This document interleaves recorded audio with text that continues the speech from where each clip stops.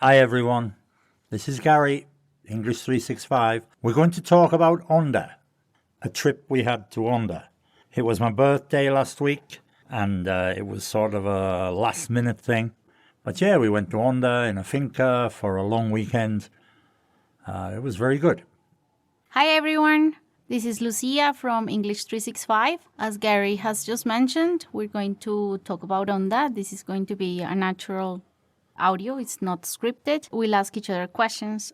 You can practice your listening skills with this audio. So as I said, the actual trip wasn't planned. I think we booked it on Thursday. Was it Thursday you booked it? Yes, it was. Well, Gary's birthday was coming up. I was on Instagram, as I usually am, and I was scrolling down. I saw a house, a place that I follow, a rental home. And I thought, why not go there? It might be a good idea to go there. I didn't realize how hot it was going to be. It was very, very hot. Nice place, nice finca. We took the 3 dogs. Finding somewhere that accepts 3 dogs is a little bit difficult, but this was a beautiful finca, big swimming pool, jacuzzi, outside barbecue area, outside TV area. It all seemed good, and I'd wanted to go to Onda for a long time. And so we took the opportunity, last minute booking, off we went. So, Lucia, how many places did you look at before you found somewhere that accepted 3 dogs? Well, in fact, the first place accepted dogs. They were okay with it. But the house itself didn't have any green area. So I was wondering, and I was thinking, where are the dogs going to pee and all of that. And so I kept looking and I found a house with lots of green areas. I mean, this house is really, really big. I asked them, the first question was, is it available? But also, how do you feel about 3 dogs? Because most people usually say no. Yeah, and it was enclosed, which is important to us, that we can just open the door and let the dogs out without worrying whether they'll run into the road or anything like that. So we found this place. So I found this house. We agreed on the price. I made it very clear about the 3 dogs. I also asked them a couple of times about the fence, whether it was completely enclosed, because my dogs like to run away for some reason. Once we got there, it was really nice. At first, I hadn't really read or realized that the house was 5 minutes from the town. It was outside of Onda. So I was a bit worried because I didn't know how long it was going to take, but it turned out to be really, really quick. It was literally a 5-minute drive. Yeah, it was 6 clicks or something, 6 kilometers from Onda itself, which 5 minutes in the car, like Lucia says. So what did you think of the house when you first got there? First impressions. Good, really good. Big pool, big jacuzzi, lots of green areas, big barbecue area, big television, outside television area, which is very unusual for me. It's coming from London, we never see out. You don't watch television outside, obviously. But yeah, first impressions were really good. So what was the weather like? What did you think of the weather? Well, obviously very, very hot. We got out of the car and the car was air conditioned. And so when you get out of the car, it's like putting your head in an oven. It was just incredibly hot. You actually said it's like when you open the air fryer. For those of you who have an air fryer know that it's so hot and you open it and you get this big wave of hot air and you feel like you can't breathe. That's what Onda is like. Yeah, it's like a blast from an oven. But it was good. It was good, but very, very hot. What did you think? I thought the same. I felt like I had been to Onda before when I was younger, when I was a child. And I always remember it like there's no air, like you can't breathe. Obviously, because you're not used to it. I hadn't really been inside the town. We usually drive past Onda or through Onda to get to Líbano. So if you're asleep or whatever in the car and there's no aircon, you get really hot and then you say, where are we? So somebody says, we're in Onda, and that's how you know that because of the heat. So Gary, can you tell us a little bit about the house itself? How many bedrooms were there? What was the kitchen like? Okay, first of all, it was a finca. I know finca is a Spanish word, but we keep certain words from other languages in the English language. We say fiesta, finca, siesta. We use these words. So it was a finca. We had, is it 3 bedrooms? I think it was 3 bedrooms, yeah. Each bedroom had a ceiling fan and a standalone type fan, one of these portable ones, but a big one. They were all en suite. I suppose the word en suite, I mean, that's French. We just keep it the same, en suite. 3 bedrooms, large bedrooms, walk-in closets. There was a living room, but it was outside. It wasn't part of the bedroom building as such. So that was outside with sofas, a big TV, surround sound, speakers. And again, outside was the kitchen. The only kitchen was outside. So it's sort of indicative of how the weather is all year round there. So you cook outside, you watch TV outside. The only thing that was indoors were the bedrooms. Okay, what did you think of the pool? It was really deep. I almost drowned. It wasn't deep. Well, it was deep for me because I'm only 1.5 meters tall. So, yeah, I had to, swim. But it was really nice.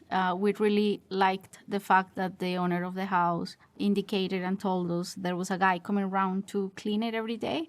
So that's nice because in other places we've been to, they didn't do that. So I thought that was really... Yeah, there was a gardener every day, early in the morning, and there was a guy cleaning the pool every day. Yeah, that was good. The pool was connected to the jacuzzi, so the water circulated between the two of them. So that was nice. There was an umbrella by the jacuzzi.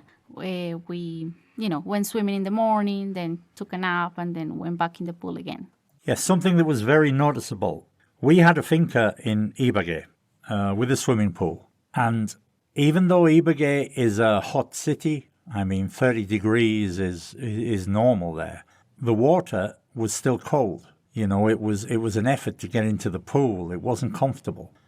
In Honda, the water was actually warm. There was a real difference between the temperature in Ibagué and in Honda, and that was apparent the minute you stepped into the swimming pool. Given that the kitchen was outside, we had to put the food away every single night. Because, well, obviously we couldn't leave food lying around. The animals would have had it, so we had to put everything. Yeah, I think there were a lot of raccoons and things about. So everything was put away at the end of the night. Well, not raccoons. We don't have raccoons in Colombia. They were possums. Possums, sorry. Did I say raccoon? Okay. Yeah, there were possums and, birds. And... Jaguars. Not the animals Gary's mentioning, small animals, smaller animals. The fridge, well, there were 2 of them, actually. There were 2 fridges. They were in a room where you could close the door. So I suppose for the same reason, so the animals wouldn't get into your food, So what did we do? Can you tell them a little bit more about what we did during the trip? Okay, well, the big thing in Honda, obviously, is the colonial center, if you like. Lucia's sister spent the weekend with us, with her son, and we went over to the colonial city a couple of times. There's a museum there that's quite interesting. The detail, the full length of the Magdalena River, what you can find along there, the different settlements that have been there over the years, the animals, the fish, and everything is sort of spelt out. That's quite a nice experience. But yeah, the colonial houses are beautiful. It's a little bit like Salento, a little bit like Cartagena, but on a smaller scale than Cartagena. But the buildings are exactly the same and very pretty. And we took lots and lots of pictures of the houses. Yeah, one thing I could live without is more photographs. We must have 100,000 photographs on these phones. But yeah, very, very pretty. What I did find was that, and it wasn't a particularly bad thing, but we were walking through the town during the day, during the afternoon. Very few people about. Very few people, a handful of people in the afternoon. I suppose people just don't bother in that heat. There's a lot of steps in the city centre, and in that heat, it's hard work.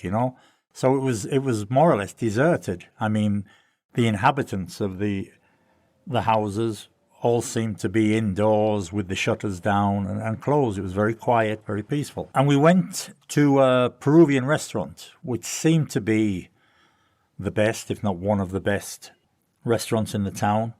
It was very nice. The food was very good.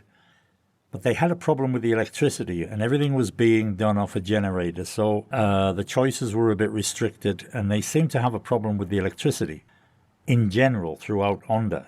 I don't know whether it was just the weekend that we went there, but you remember the night we slept outside in the hammocks? Yeah, that was actually Saturday night. We woke up because one of the dogs was panting. Harry, he woke me up. We were sweating really bad. And we were all very uncomfortable, so we realized that the electricity had gone off. The dogs were really uncomfortable because the fans had stopped working. You know, the ceiling fan that we had on had just stopped while we were asleep. So yeah, we couldn't get back to sleep because we were so hot. I even thought about going in the pool, but it was really dark, so you know, it might have been a bit dangerous. But we couldn't get back to sleep in that heat. We really needed the fans. So we went outside. We actually had to sleep in the hammocks because we couldn't go back into the bedrooms. Yeah, it was unbearable. The dogs were outside, we were outside, middle of the night, maybe 2 a.m., something like that. Didn't last very long, but there's obviously a problem there with the electricity from time to time. It came back on a couple of hours later, so everything was okay, you know. But yeah, it was an experience sleeping in a hammock outside. On Saturday at dawn, we were trying to get back to sleep. Some birds, I believe, or some weird animals started having a fight. They started fighting each other, and it was really, really loud, and we couldn't go back to sleep. I mean, it woke us up because it was really noisy. I think it's just that we weren't used to that. Having parrots outside of your bedroom window at dawn. They weren't parrots. Or whatever they were. Sounded like pterodactyls, but it was loud, you know. What else did we do in the town? We went shopping, believe it or not. D1 for wine and beers and the usual, you know, groceries. Pretty much the same as you'd find in any town in Colombia. The temperature in D1 was really nice. The fans were blasting. It was so nice when you walked in there. But most of the time we spent by the pool. I think that's the difference, you know. Well, at least I couldn't live in Onda if I had to work. A vacation, yeah, it's great. I mean, sleep, eat, swim, sleep again. But if you had to work, it would be difficult, you know. It would be difficult. But we spent most of the time by or in the pool, and it was very nice. It was very good. So you wouldn't want to move to Onda, would you? No, not if I had to work. I mean, it'd be a nice place to live if all you had to do was swim and sleep. But no, I couldn't live there. You're tired all the time, you know. Yeah, when we lived in Ibagué, we found it very hard some days to work. I mean, as I say, 30 degrees was quite common in Ibagué. Some days it was 32, but I think there we were in, 36, 37, something like that? I don't know. Most days it was between 32 and 38. At one point, one day, it got up to 39, which is... Yeah, so working was just out of the question, you know. But yeah, for a vacation, great. I mean, I'm already thinking, you know, we should go back. But, you know, there's a lot of places we want to see. I tend to be a big believer in if you find somewhere that's good, that works for you, like a restaurant, you go back to it. And so, I'd go back. I wouldn't mind spending January there, you know. Yeah, we actually asked the owners if we could book it the first week in January, because we initially asked about December, but obviously by now everything has already been booked. They said the first week in January is available, so yeah, that might be nice. So Monday, do you remember what we did on Monday? We didn't do much at all. Your mum and dad left, didn't they? Didn't leave. They went out for the day. They went to see the river. They went early in the morning, got back around noon, but they regretted it. They really should have stayed because it was so hot. And it was a bit uncomfortable for them. So they said, well, yeah, when they got back, they said we should have stayed. And they collected a lot of like stones and rocks and sticks and, well, you know what my parents are like. Yeah. Lucia's mother makes a lot of what we would call handicrafts. And so she uses a lot of natural materials, stones, sticks, and pieces of wood she finds from beaches and this type of thing. So she came back with a lot of that. but they regretted it. They said it was just uncomfortable, you know. So yeah, we had a lazy Monday hanging around the finca, making the most of it before we had to leave. The owners were really nice people. They don't actually have a check-in and check-out time. They said you could leave anytime on Monday, so we decided to leave at 5 to wait for the sun to go down a bit, mainly because of the dogs. And they were okay with that, so that was really nice because normally anywhere else you go, they ask you to leave by 11 a.m. Yeah, it was nice. So we got more or less another full day in the finca. On the way home, we went through Mariquita to have a look around. It seemed a lot busier.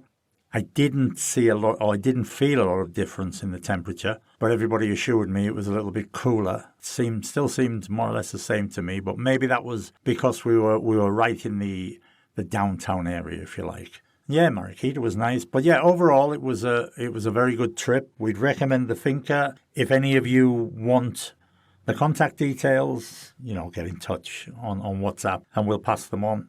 Very nice finca, very big, very spacious, lots of green areas, lovely big pool, and it's just outside Onda, so it's not expensive by any means. But we'll certainly be going back, and as I say, if any of you need the details, just get in touch. So yeah, as Gary has just mentioned, the price per night was cheaper than the fincas that are in Onda, in the town itself. Those fincas are nice, obviously, but they're much smaller compared to this one. This one is huge. I mean, my parents had already been to Onda last year with my dad's family. They stayed in a place near the river in Onda, but it wasn't even half the size of this one. So the size is really good. As I said, the owners are really nice. Yeah, it's spacious, lots of green areas, good pool. So we'd recommend it. So what kind of things would you say you need to take on a trip like that? Well, obviously, lots of water. You need to be drinking water constantly. Sunscreen. We thought mosquitoes would be a problem, but did you notice any mosquitoes? No, I didn't. We took spray, obviously, but I had taken a pill. I think it's called thiamina. It stops the mosquitoes from biting you. But we didn't notice many insects at all, Yeah, sunscreen, hats, swimming gear. Other than that, it's a quick trip into Onda, 6 minutes or something from the finca to central Onda, and just the bare minimum of clothes. So that's everything. Thanks for listening once again. Thank you, guys. We'll see you soon. Bye-bye for now. Bye-bye.